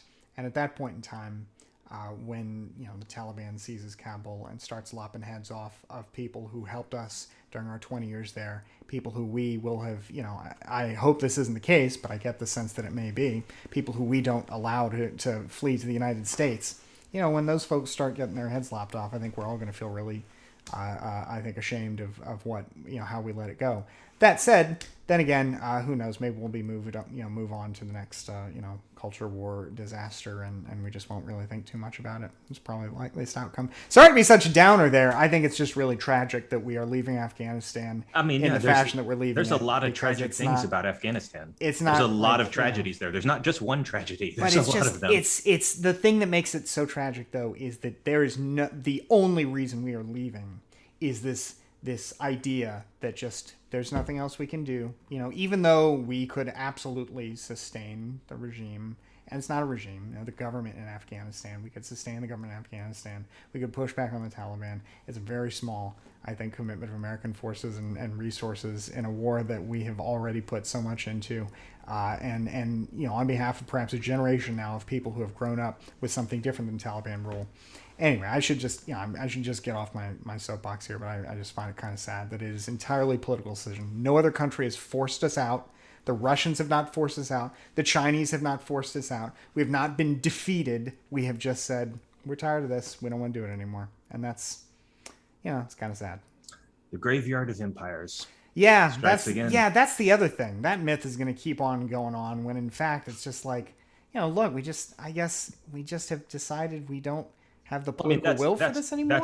That's always why it's been the graveyard of empires. It's never become like, oh, the Afghani natives in the 1800s were so militarily advanced. It was more like the British army took a gander at it, poked it a little bit, and then said, nope, it's not worth it. We're just not going to touch it anymore. Well, I read an article in the South China Morning Post about how, and I don't know how much the South China Morning Post has been compromised by the Chinese government. It used to be, I think, an independent newspaper. I don't know if it still is to the same degree. I think it's still fairly independent at this point. I don't know what the future will hold, but as of like a week ago, they were still publishing like political cartoons that basically call whoever the lackey for the CCP is, that basically like draw them in really unflattering. They still do political cartoons that like light them up. So long may Hong Kong's freedom last in some capacity. But in any event, they were saying that maybe the Chinese will have to put troops in Afghanistan, in which case I guess we'll see. I doubt that will bear well for anybody, but we'll see. We'll see, man. So, gosh, why did Afghanistan even come up? We were not even talking about it. Why did I? I don't know. I'm pretty sure you brought it up. Yeah, I brought it up. It's not something I would have brought up. But man, I don't know. We were talking about media. Yeah, we were talking about you being Rush Limbaugh, basically, or Tucker Carlson. Yeah. I don't know, man. I just am. Well, hey, think about like this whole forever war narrative, right? Like that's driving a huge amount of dissatisfaction. We were talking about Joe Biden, who manages to just do popular things. Yes, and that's a popular. Yes, I was lamenting that this is a popular decision, but it's certainly a popular decision. He's going to be able to say, yes, I left Iraq, or I left Afghanistan, and I ended the forever war, and everybody will be like, yes, this was a wise decision. There was nothing else we could have done, and I'm glad that you were brave enough to cut the Gordian knot, and everybody will be happy, mostly, Yeah. So we'll see. All right, so I've got one more ask for you. Yeah. One of the things we do on this stream, on the Neoliberal Project stream, pretty regularly is we do book reviews. I'll go over to the bookcase behind me, pick out one of those beauties, and just do a little short 5-minute review. Like, hey, what's this book? Why is it good? Why is it bad? What is it about? Should you read it or not? So you're sitting there with your beautiful bookcase. Yeah. I can already identify some of our favorites. I can see Why Nations Fail. I can see Open. I can see 1 Billion Americans. I think I can see a few others. I see Basic Economics, which I'm going to give a boo hiss to. That's the libertarian adjacent section there. But so I wonder if you could pick out a book that you've read recently, and I see The Narrow Corridor there. Yeah. So maybe not one of the neoliberal classics, because we've covered most of them. Yeah. But could you pick out a book and give us a book review? Absolutely. We do the Bastiat book review tonight. Absolutely. This is a fun one. This is The Epic of Latin America by John Crow. This is a great book. I can't say I've read it in one setting. First of all, this is actually my fiance's book. And I took it from her when we met in undergrad because it's just such a good book. And she actually has written on the inside that it is not my book. It has been granted to me on an extended loan. So that's pretty fun. This is a book about, as you might imagine, the history of Latin America. And it is so good. It is my favorite telling of that history that I'm aware of. It's a history that more Americans should, of course, be aware of. Particularly those Americans who are not aware of our country's sometimes sordid history in Latin America. Where does it start? Does it start in the pre-Columbian age? Yes. All the way back and talk about indigenous empires and things like that? The first chapter, the Mayas, Greeks of the New World, and then it gets on to the Spanish conquest, the Columbian exchange. But what is most interesting to me are some of the stories about Latin America, I guess, that a lot of Americans maybe don't think of. Like, for example, it is something that maybe most Americans don't think of is the fact that, we call ourselves Americans and we live in America, but of course, for many people, all the ones who live in all the other countries in the Western Hemisphere, apart from Canada, of course, who doesn't want to get mixed up with us, they refer to themselves as people who live in the Americas, right? So there's this dichotomy, right? Is that actually true? Because in I've been to South America, and when I say I am an American, they just say, "Oh, you're from the United States." Of course, I don't think that like a Peruvian says I'm an American. No, but they do. They do. Look, I'm not gonna put words in the mouths of Peruvians, but it seems to be a long-running dispute. This idea that America is the country and not the hemisphere pair of continents. The thing is, I normally get this from Europeans. Europeans will say like, "You Americans, you are ignoring all the other Americans," and I'm like, I get that from Europeans like 10 times as much as I get it from anybody from Latin America. Yeah. That may be the case. Weird. I mean, they're probably looking for something to skewer us with, because of course they're jealous of our stealth bombers, no doubt, or something like that. But in any event, it's kind of interesting because there is some history there that is interesting, because the United States was never really a part of this sort of continental unity type project. It was always viewed by people like the early fathers of Latin American independence, people like Simón Bolívar, as an innately English project, very commercial, very not very romantic in its values, but very cold and commercial. And sure enough, the United States is viewed early on in its history as an example to look at for democracy and for progress and industrialization, all that, until in 1846, it devours half of Mexico in a 2-year war that is waged on arguably, I think you could defend the war, but it was waged on arguably false pretenses. So that is a just watershed moment in Latin America that most Americans don't really even think about. But the United States literally just seizes half of Mexico. And so that's really interesting, just kind of when people in Latin America sort of wake up and think, wow, okay, maybe this United States is sort of a threat. So that's kind of an interesting history, just kind of the way that Latin Americans look at events like, America's involvement in the Mexican-American War. Another interesting story that almost no Americans know of, but is a fascinating story, is the tale of the War of the Triple Alliance. Any fans of Paraguay in chat? Any Paraguay fans in chat? Paraguay is such a fascinating country because, oh my God, yeah, I know, Jacobs, it's more complicated than us seizing half of it. I'd be the first one to defend the Mexican-American War, but naturally, you might, as an outside observer, wonder why this country just thinks it can absorb half of another one. But if you are a fan of Paraguay, or a Brazilian, or an Argentinian, or whatever, somebody in South America, you might know about this massive war of the Triple Alliance that Paraguay effectively waged, this small country waged against Brazil, Argentina, and Uruguay at the same time, and came close. Maybe it was never going to happen, but it came closer than you might think. Didn't they lose something like half their male population, or like some absurd, ridiculous number? The population figures are always hard to tell, but basically, just to give Paraguay its due, Paraguay took a very different path from all the other Latin American countries. And after independence, it established this sort of Roman-style consul government with 2 leaders. And those 2 leaders, of course, eventually became one leader. And that one leader was named Dr. Francia, right? And he's this fascinating guy because he turns his country into this isolated dictatorship that is very different from any other kind of tin pot dictatorship. First of all, he state-enforced miscegenation, to use an old word, where he requires intermarriage between Spanish descended people and native descended people. They speak the primary language is Guarani, not Spanish. It's super. They try and engage in sort of domestic industrialization program. They start manufacturing weapons, but they're closed off to the outside world. The church is brought under control of the state, and a dictatorship is established as more absolute than any other in the area, right?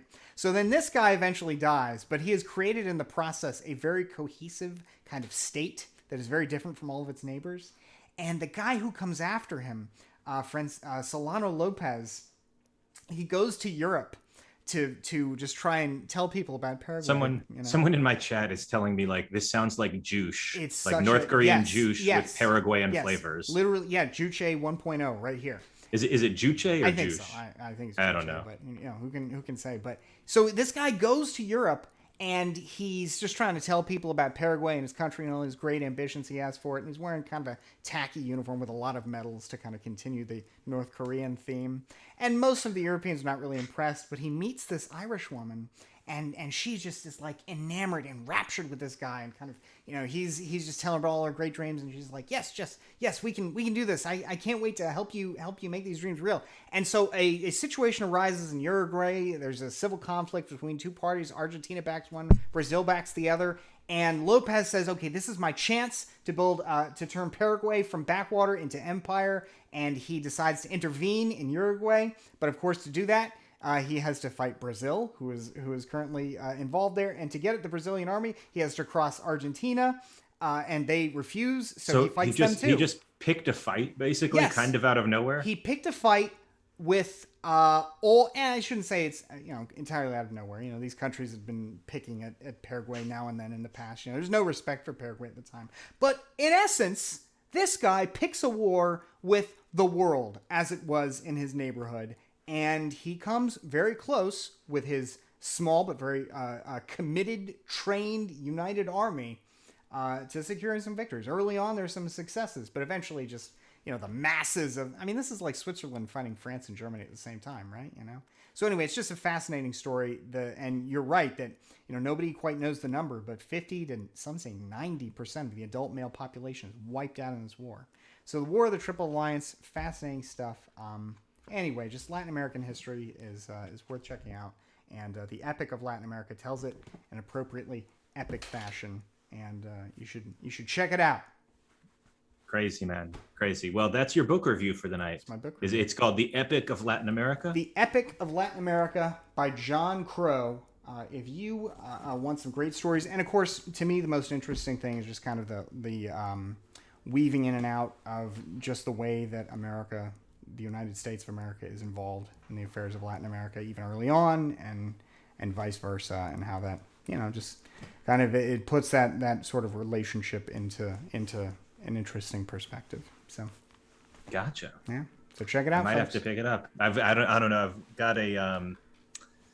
I've got a big reading list. My reading list always gets to the point where like I've got 7 or 8 books that are just on the backlog that I need to read, and I feel bad. And I'm like, I feel too guilty to buy any new books, but I want to buy new books. So then I like power read through a couple of them and I feel good. And I'm like, oh, I've only got like 3 or 4 left. And then I go buy another 5. So I've got a bunch that I need to work through right now. But you are funding knowledge or punditry, depending on what you're reading, right? So there you go. There you go. Everything is punditry. What's the biggest, best book in your queue right now? Let me see. So... I'm just going to pull up my queue. Hold on one second. Let me grab some books. So, folks, what do you think? Are you sold by that rambling story about Paraguay, or are you you've just decided, I don't care. I don't want to hear about your Paraguay war story. So part of the problem is that my camera is actually sitting on some of them right now. So I'm going to have to do some complicated. You see. So first, I've never read Dune, so I need to read Dune. That's on my list. I played the video game. The Scout Mindset by Julia Galef, who is the host of the Rationally Speaking podcast. Yeah. We were trying to get her on the Neoliberal podcast to promote the book, but the Scout Mindset is here. Let me see. Hold on. I'm going to switch my camera angle for a second so I can Man, you guys don't know what Dune is about? It's like, I mean, presumably you know something about it, right, Jeremiah? I know it's one of the greatest sci-fi epics considered of all time. Yeah, it's a really, it's like, I've never read the actual book, but I watch, the movies and consume the media, and it's a fun universe to learn about. So my sister is a doctor, and she sent me a couple things right now. One is called Malignant, how bad policy and bad evidence harm people with cancer. Mm-hmm. Basically, how I think the theme of this book is that we get a lot of supposed cures for cancer and a lot of stuff that just isn't ever going to work, but bad regulatory structure, bad evidence makes it work. And by the same guy, Ending Medical Reversal. Medical reversal is basically when doctors adopt unproven stuff or harmful practices, and then a couple years go by and it turns out it didn't make anything better, and then they stop using the new practice. So I've got a couple books on that, on medical policy. Joseph Henrich, The Weirdest People in the World. Weird being Western educated, industrialized, rich, and democratic. And it's how the West became psychologically peculiar and particularly prosperous. The point being that a lot of our basic psychology knowledge, hold on, there we go. Yeah. A lot of our basic psychology knowledge comes from like psychological surveys that are all of Western countries, that are all mostly of like very rich people within those Western countries. True. And that it impacts like a typical Chinese person's psychology or African person's psychology is just different than a Western person's psychology. Not saying better or worse. I'm saying that they don't have the same cultural assumptions as we do, but we've built basically all of our psychological knowledge to some extent on like surveys of college students. Because if you're a PhD professor of psychology, what do you have access to? College towns. So that guy's done good work before. I've liked his books before. Yeah. I don't know if you remember from the internet of a long time ago, but there used to be a popular blog called Hyperbole and a Half. No, I don't. And so that girl who wrote, Ali Brosh, who wrote Hyperbole and a Half, has a new book called Solutions and Other Problems. And this is one of those webcomic books, where like if you buy a book from XKCD or SMBC, so Solutions and Other Problems, light reading, humor reading. And then finally, I think that's it. I think that's the last one. I had one more, but I'm not going to share it. I sort of lament that, while you were reading kind of these blogs during the golden age of the internet, I was kind of immersed in Sonichu and TimeCube. For anybody in chat who knows what that's a reference to, don't share it. I have no idea what that is. Share. Sonichu, that's one, and then TimeCube. Oh, Friendly Fire knows. Oh no, TimeCube especially it's. I'm not gonna waste the chat's time by telling them about Chris Chan. They can Google that all on their own. But TimeCube especially is a fun one. I have to know what this is. What is TimeCube? Is it an online game or something? No. All right. Here's the thing. What you perceive as one day, all right, is actually 4 days. All right, in the same 24 hours. You see, the Earth has 4 sides. All right. And time is actually cubic, all right. Is this fiction or? Well, I mean, I'm so. This is. I don't know if you're giving. This is somebody who believes this. I don't know if you're giving me a physics lecture or like describing like in like a Star Wars type universe. Like it's not fiction to the author. All right. Oh, okay. Anyway, a lot of that kind of stuff. I used to really dig that kind of stuff. Now it's not as fun. Oh, this is like a teriology thing. Yeah. Have you heard of how Terrence Howard has his own version of math? No. So Terrence Howard has his own version of math where he says, this is his contention, the square root of 2 is 1. Yeah. And so from that all math. He believes 1 times 1 is 2. That's his difference. And from that grows another. No, yeah, and he apparently has developed his own version of math where he's like, well, how can 1 times 1 still be 1? There's 2, 1 times, you can't have 2 1s, like. That's. And yeah. Wow. I mean, damn. This is. How deep does the rabbit hole go? I don't know. I mean, you do have one. Terrence Howard has his own version of math called Terryology. Wow. You can look this up. Like, damn.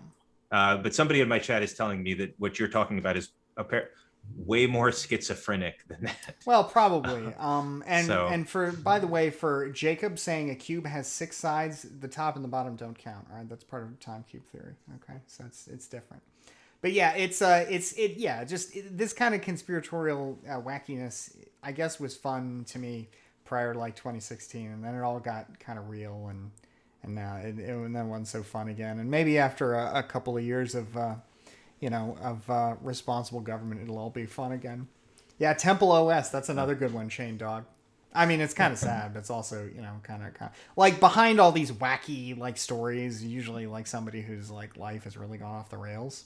So they're kind of sad, I guess, if you dig too far in them. But I don't know, and it's interesting learning about the different ways that different ways. I read a really sad, really dark thing in that kind of like weird corner of the internet. Mm-hmm. Have you ever heard of something called 2 arms, 1 head? No. Well, actually, I think this is familiar. 2 arms. It's not safe for work. It's dark, but it's not safe for work. It's basically this guy who was like a really active guy and like an athlete and like prided himself on being real active and outdoorsy and something. Yeah. Got paralyzed, became a paraplegic, and he wrote an online book called 2 Arms, 1 Head, because he can't feel anything below his like chest. Wow. So he views himself as only being 2 arms and 1 head, and the rest of it is like attached to him at this point. Damn. And the end of the book, it's all about how awful it is to be a paraplegic. It's all really dark. Yeah. And how his life is worthless now. And at the end of the book, he kills himself. Oh my God. It's a very long, short book length suicide note about why this is the right thing to do and why, in his estimation, having lived this way for a couple years, it is not a life worth living, and he would rather be dead. It's really dark. Yeah. Like, wow. Holy macaroni. I gotta say, it is a real dude, and he really wrote it. And like, well, folks. Yeah. I mean, first of all, I think that it's dark. I mean, I think that I don't think there's anything necessarily wrong with addressing kind of the darker sides of human existence. But I will say, if you're feeling kind of down right now, and you are looking for something to pick you up, consider looking into the story of Sonichu, the electric hedgehog, who is a mixture of Sonic and Pikachu. It's really an uplifting story that has, it has a happy ending, and it only continues to get better with time. So, Sonichu. I am going to look up Sonichu. It's funny because I do look up. I don't just look at the weird things online. I read a lot of like web fiction these days. Yeah. I don't know. Like I'm reading. There's actually. I've been surprised by the quality of like serialized web fiction, where it's people who write in the way that Dickens used to write. Yeah. Because if you've ever read Dickens novels, you know that they stretch on interminably, and you're like, get to the fucking point, please. Right. And it's because the way he actually wrote was he would write a chapter like every 2 weeks and release it, and people would pay like not a dime, but like a shilling or whatever, a 2 pence for the little tiny chapter, and you would just get your chapter every week or every other week, and it's just a serialized form of production. And it's actually a very common thing now for people to have like web fiction that's written in blog style, where once a week or twice a week they update the story. Some of them are actually really good. Some of the best science fiction I've ever read has been in this serialized web format. Wow. So I would recommend ones like there's one called Worm, which is a superhero style story about a world where people started getting powers in the 1990s. There's one called Practical Guide to Evil that is still ongoing. Practical Guide to Evil is more like dragons and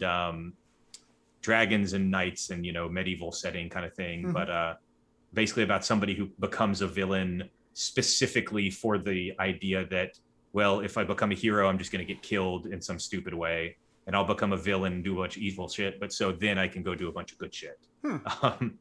So I don't know. That's me. That's why I work in fossil fuels. Just kidding. There you go. No, I think that stuff's really interesting, and it's just it's really I don't know. It kind of now sometimes I think about like some of these techies I occasionally will interact with, and they have a lot of the same hallmarks of these insular conspiratorial communities where it's just sort of I don't know. It's all really just kind of what looks to be a sort of communist propaganda project is really just, somebody's, sort of, I don't know, project that they've built to kind of soothe the fever dream. Yeah, like it's sort of a really more of an emotional outlet than any kind of political project. Like I went and we found this Discord server called Red Bunker that had all these rules. About... Oh my god, I saw that. You tweeted about that, right? Yeah. Oh my god, it was like submit your questionnaire to the central committee so you can be judged, and maybe we'll let you in, but we'll have to re-educate you with it. Like and then somebody did it. And this is the world's most complicated cosplay, man. Right? Yeah, but really, I mean, when you think about it, it's probably just somebody's attempt to cope with the fact that. I don't know, maybe their job sucks, or maybe their parents really suck, or I don't know. Or maybe, maybe this is what the Chinese Communist Party is doing to undermine American democracy. Maybe, although I don't think so. But it was literally sounded like more work than I did to apply to college. Yeah, it was to apply to this Discord server. It wasn't quite that much, but it was a big hassle, and it was anyway, it's just kind of sad that like there are like community, like one of the things the internet has done is it has made it easier for people to build their own like bubbles of, I guess, self delusion and like I just think like if you are involved in a community like this, you are just sort of consuming information and participating in a project that's just like continually just like self-reinforced. Like it's got to just lead to like just misery in a form that I don't know, you or I maybe just don't deal with on a regular basis, I mean, if you just wake up and your way of kind of relating to your friends is to deny the Uyghur genocide, like, god damn, it's got to be a rough life.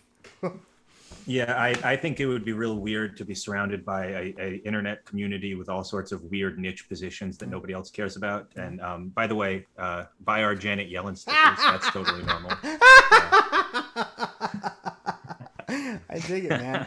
But, I mean, that's another thing, though. Like, that kind of stuff, like, matters. Like, that's a positive, that's a fun, like, that's sort of an educational thing, compared to just, I don't know, just kind of, romanticizing, just grinding up your enemies. I mean, there's a difference there in the niches and the weirdness, you choose to immerse yourself in. And I don't know, I think I tend to think obsessing over central bankers and taco trucks is a little healthier than denying the Uyghur genocide. Yeah, so for sure. I mean, except for the part where the federal government or the Federal Reserve is actually a private corporation that has a stake in every citizen, and you're just kind of upholding that. But have you considered that like Janet Yellen is super based? Yeah, that's true. Have you considered that? That's true, man. I will salute the flag with the gold fringe just for her. All right. I'm glad you get that meme because otherwise it doesn't make a lot of sense. Yes. No. I mean, and you're not in the kind of law where you'd ever have to deal with. Actually, I am. Wait. Yes. Yes. There's a story here. We have dealt with sovereign citizens before. And is this a story you can share? Because I am very interested. So. This isn't at the place where I currently practice, but just to give you some background, sovereign citizens. I'm not gonna reveal anything here. For those who don't know, are the best. Sovereign citizens are like probably the conspiracy theory that you're likeliest to run into a real impact of in your everyday life, because they sort of subscribe to, I guess, the magic words theory of law, which is that usually this isn't true. Occasionally it is, but usually it isn't the case that if you just say some magic words, your legal outcome will change. Sometimes it is, for example, when you invoke the Fifth Amendment, you've said the thing, then, okay, I gotta, but generally speaking, magic words is not really a legal thing. But they sort of believe that, well, if I just tell you, if I say certain things, for example, Jacobs has one here. The law doesn't apply to me because I'm not driving, I'm traveling. All right, you can't detain me because I'm not driving. I'm traveling. That kind of stuff. And this is an admiralty court, says Bowl of Cornflakes. In fact, I seem to remember a video where somebody is shouting, "This is an admiralty court," as a police officer busts their window open, because they refuse to open the car door. As they're being handcuffed, they're like, "I am a freeman on the land, so under section 112 of the blah blah blah," and the cop who has been working for 10 hours at this point and just wants them to shut the fuck up. Yes. Yeah. Early on, when this stuff started, occasionally judges would, there are videos of this on YouTube. Occasionally, people just wouldn't know how to respond to all this gobbledygook, and so they would occasionally dismiss the court. Occasionally the cop is just like, this is literally like the you remember when South Park did the Chewbacca defense? Yeah. Where it was you just confuse the shit out of people. Talk about this is basically that, right? Early on, every once in a blue moon. Now everybody's familiar with it. Now it does not lead to anything. Doesn't lead to anything good. Does your flag pin have gold fringe? Yes, it does actually, because I'm a big supporter of the. Does that make you an admiral in the Admiralty Court? I forget what the deal is with the gold fringe, but basically the flag in the courtroom, they get the fancy one that is the gold fringe on, and it's not legitimate. You don't owe that flag any loyalty. You don't have to answer any questions. Is the kind of argument. So this is who sovereign citizens are. They're wackos who think that if you find some obscure line from an 1830 case that you now have the secret words to unlock the permission to do what you want, basically. Mm-hmm. So how did you run into sovereign citizen types? So one of the things they do is they will try and commit what amounts to fraud. And so they will send you a bill that says something to the effect, or they'll reply to a bill with just a slip of paper that'll say something to the effect of, gosh, I don't remember what the particular legal magic is, but imagine you get a bill from your electric company and you send them $10 back, and you write on the $10 paid in full. And then you just you assume because the U.S. the U.S. became a corporation in the 1870s, or I'm not me, I'm technically a legal entity created by the Social Security Administration, or exactly. Something like this. Exactly. So how did you deal with them? Well, this happened to a client of yours, a company of yours? You first of all, you just look at the contract you've got with them, and the contract will usually specify something to the effect of, yes, actually, you can write paid in full on it, but that doesn't mean it's paid in full, and we can cash it and still, go after you for the rest. But basically, you just have to one, be a little more cautious than you might otherwise be in terms of dealing with an adversary, because they have a proclivity to violence. That's one thing with the sovereign citizen types. A lot of this stuff, just this madness, kind of ends in violence and desperation. But beyond that, it's really not too different, I suppose, from anybody else who doesn't want to pay a bill or doesn't want to satisfy an obligation. You just have to wait. You have to cut through a little more gobbledygook, and you get a few more laughs along the way. That's really not it's really no different, I suppose, than anybody else in that sense. But they'll say things like, the United States is not legitimate. This is actually a territory of the Moorish Republic.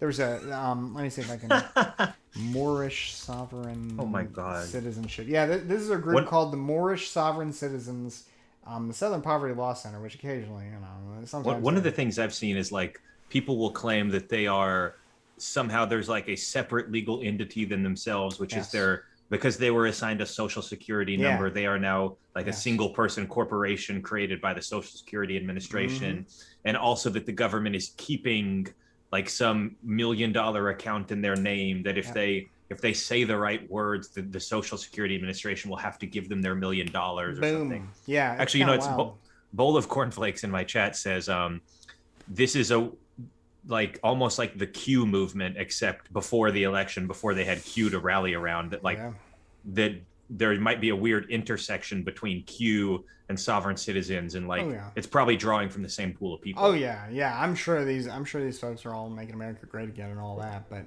what's also kind of wild for anybody who might be laughing at these, you dumb Americans. Well, just to be clear, your country probably has these people too, at least if you have an English common law system. They're definitely in Canada. One of the best legal opinions in response to some of the claims they made was written by a Canadian judge. I know that they're also in Britain as well. As you might imagine, Britain, a country with even more English common law, old words. It's funny because Britain sets itself up for this by not having a written constitution. Oh, yeah. By referencing some shit that happened in the 1300s that nobody's ever heard of is kind of a valid tactic under British law. That's actually a fair point. Actually, it's interesting. Like, there are a couple of bits of the Magna Charta that are still on the books. So yeah, it is kind of interesting to think about it in that sense. But at the same time, what is also wild is they're not just limited to the common law countries. As somebody in my chat just pointed out, there's a German variant of them that are called, let me see here. Let me read this. You want to guess what? Actually, I want. All I want to share is that somebody in my chat wrote, "Oi, bro, am I being detained?" Or doing the "am I being detained" thing, but in a terrible English accent. Sherman did nothing wrong. Says they're called Reichsbürgers or Reich citizens. Their theory says that post-World War I German state was not properly founded, so they are still citizens of the German Empire. And that's not, say, Hitler's German Reich. That is the Kaiser's German Reich. Kaiser, yeah. The Kaiser's German Reich. And there are also a Russian variant that says that the Soviet Union never really fell, and they're still Soviet citizens. And so that is also... So Sov-cits, but not sovereign citizens. Yes, Soviet citizens. Yes. That's actually great. Yes, so this is a global... as far as I know, this did begin in the United States, but the same sort of thinking has spread everywhere. So for anybody who believes that America is in decline, rest assured, our cultural footprint is... Our cultural really exports are still strong. And, there's just really, between...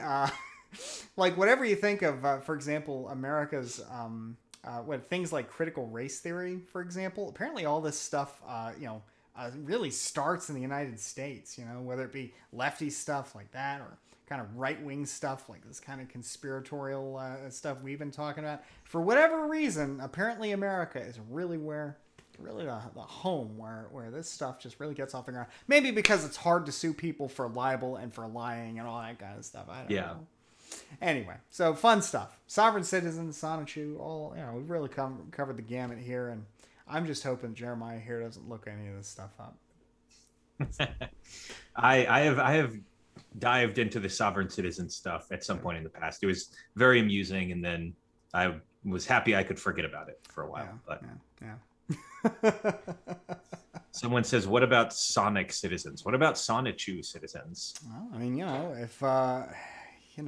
someday we will find ourselves in a transhumanist future where you can swap your body parts out like that. And is any society really free when you're not free to enable yourself with Pikachu level modifications that you could shock people? I got an interesting book here called Three Worlds of Development that makes the point that, look, the United States may be much richer overall than the Soviet Union, for example, but when you have inequality of the sort that exists in a country that just has a much higher level of prosperity, like, even the very well-connected USSR, and there were a lot of things they just didn't have.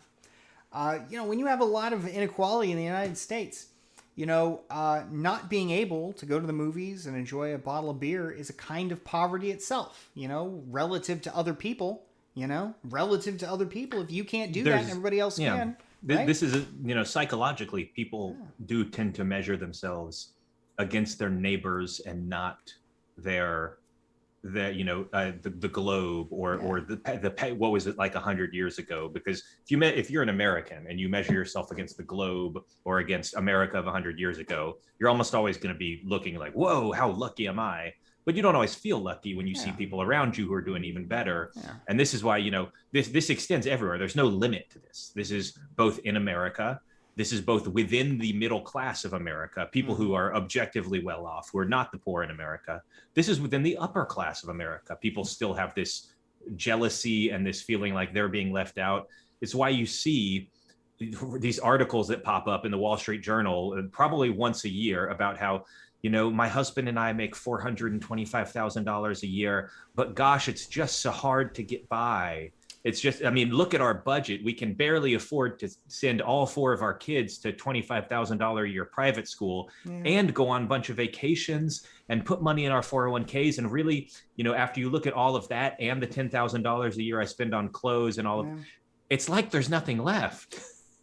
And like this, legitimately, the thing is, we can make fun of them. You and I can mock them, and it's easy and it's fun, but they actually feel that way. They genuinely feel like stressed out about it, and like they're not doing very well, and like they worry. Like this is a weird psychological thing, and it there's no stop to it. No matter how high you get, the millionaires are worried about why they look shitty compared to the billionaires. Like, I don't know. I mean, I don't really know what the. I'm not saying it's a good thing. I'm just saying that psychologically, this is a real thing they experience. Yeah, I think that generally speaking, I feel like apparently we might be getting a Destiny raid here in a minute, so this might blow up here. But I guess generally I would say Destiny, if you're raiding, raid me, not Bastiat. No, I'm just kidding. You know what? Honestly, if you're making the decision, I would appreciate it. Of course, you should actually. Neoliberal Project is a great stream, great community that deserves a lot of people. But gosh, what was I saying here? God, what the hell was I saying before that? We were talking about how people psychologically feel inequality. Right, like inequality, I feel like I don't, normally care too much about it in the abstract, but at the same time, people really actually, like, I know that, as individuals, like, we really do internalize that kind of stuff. Even if I don't really care about it, even if I can say, look, all that matters is that everybody in society is doing better. I mean, emotionally, that just isn't the case, right? So something to think about, I guess. Yep. Everybody's always looking at a frame of reference, and it's very hard to break out of the frame of reference of what's around you. Yeah. You can, I try, because I'm such a nerd, and I think about this stuff all the time. I managed to keep my frame of reference global and like what America was like in the past. But for most people, they're not reading bookshelves full of stuff. They're just looking at their neighbors and they're thinking, why don't I have that? True facts, And the better neighbors you get, the richer you get, the better neighbors you get. And so the problem never really goes away. Unless I guess if you're Jeff Bezos, then at that point, all worlds have been conquered.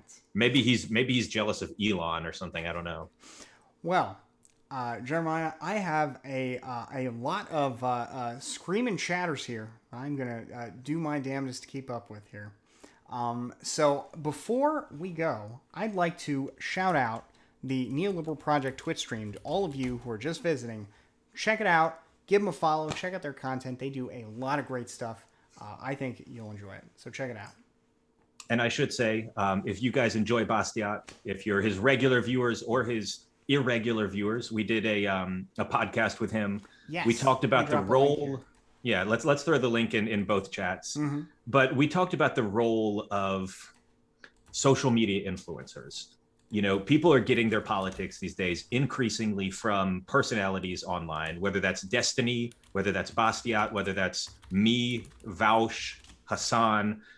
What does that mean for the future of politics? Is this a good thing? Is this a bad thing? Why do people trust those people? Yeah. You can check out this podcast episode. I think Bastiat's actually got a lot of insightful stuff to say about all of that. So, well, folks, you heard it. The smart guy here with the good voice says, I have some good stuff to say. Check out the podcast. I think you'll enjoy it. It is both, it is based and not cringe. And I'll drop a link a few more times here tonight. So, Jeremiah, thank you so much for your time. Thanks again for the chance to be on the podcast. I want to say, like, memes aside, I know I drop a lot from here, but I really appreciate your time. It was a lot of fun, and I don't know. I really appreciate the opportunity to talk with you. So, I thought it was genuinely, it was one of the better conversations we've had on the podcast in months. Right. And again, if you guys are interested in this kind of thing, why do people trust these? Why do you trust us? Why do you listen to us or trust us? It's actually, there's a really good conversation in there in the podcast about why this happens and what it means for the future. So yeah, I'm always glad to talk to you, Bastiat. I'm sure we'll be talking again soon. Right on, buddy. Have a good night. Have a good one, man. Take care. You're a great American. Likewise, buddy, fellow patriot. See you on the flip side. See you, man. All right. So, folks, that was a fun one. I enjoyed that.